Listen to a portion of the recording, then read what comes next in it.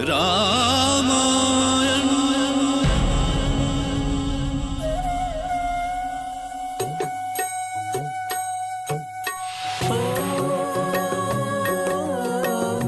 मंगल भवन अमंगल हारी,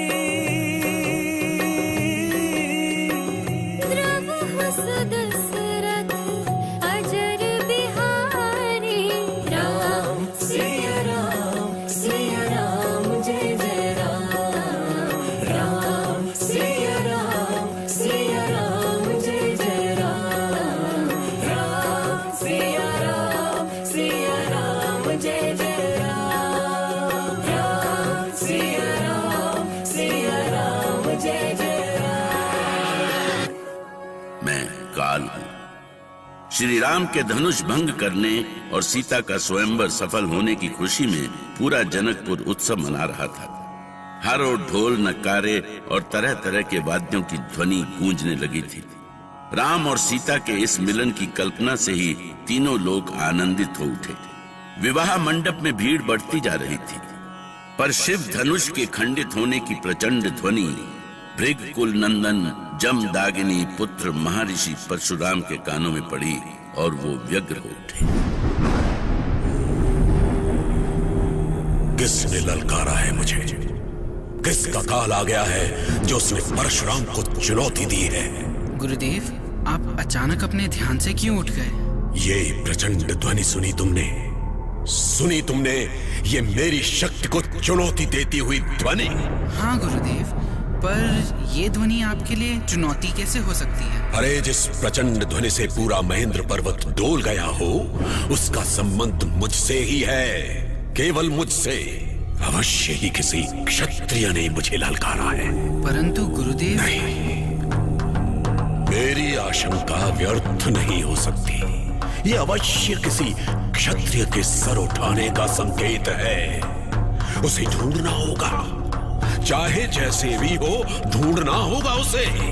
सहस्रार्जुन की तरह उसका भी वध करना होगा मुझे। लाओ मेरा परशुराम। ये लीजिए गुरुदेव। इस परशुराम को चुनौती देने वाला तू जो भी है, सुन ले, ये जमदग्नि पुत्र परशुराम तेरा काल बनकर आ रहा है।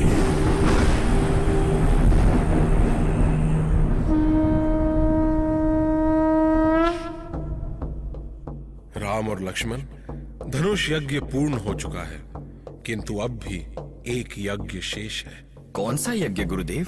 क्या कहीं और स्वयंवर का आयोजन होने वाला है?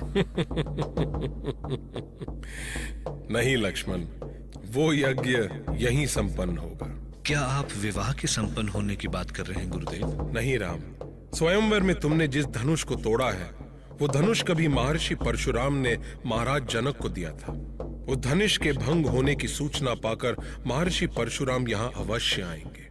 धनुष का खंडित होना उनकी आन की बात है, और वो अपनी आन के लिए कुछ भी कर सकते हैं। परंतु क्यों गुरुदेव? जब धनुष उन्होंने महाराज जनक को ही दे दिया है, तब उसके टूटने पर क्रोध कैसा? अब तो ये महाराज जनक का धनुष है ना? परशुराम ने क्षत्रियों के संहार का प्रण किया है लक्ष्मण। उनके लिए धनुष का भंग होना कोई बड़ी बात नहीं है, पर एक क्षत्रिय कुमार का उसे भंग करना जरूर एक चुनौती है। तो क्या वो हर क्षत्रिय को अपना शत्रु ही मानते हैं? उन्हें लगता है कि पृथ्वी लोक में राक्षसों और असुरों का अत्याचार इस कारण बढ़ा है क्योंकि क्षत्रिय दुष्टों के दमन का अपना धर्म भूल गए हैं। किंतु मैं जानता हूं कि राम और परशुराम कहीं न कहीं एक ही रास्ते पर हैं, और वो रास्ता है राक्षसों के अंत का। तो हमें क्या करना है गुरुदेव? हाँ गुरुदेव, यदि उन्होंने हमसे इस शिव धनुष के भंग होने के बारे में कुछ पूछा तो हम क्या उत्तर देंगे? तुम जो भी उत्तर दोगे वो ठीक ही होगा। बस ध्यान रखना, उनका पहले से ही उबलता हुआ क्रोध और ना बढ़े। ठीक है गुरुदेव। लक्ष्मण और परशुराम एक से बढ़कर एक थे। यदि परशुराम क्रोधी थे तो लक्ष्मण भी उनसे कम नहीं थे, और गुरु जानते थे कि एक बार दोनों आपस में टकरा गए तो कुछ भी हो सकता था, ऐसा कुछ जिसकी कल्पना कोई नहीं कर सकता था। रामायण।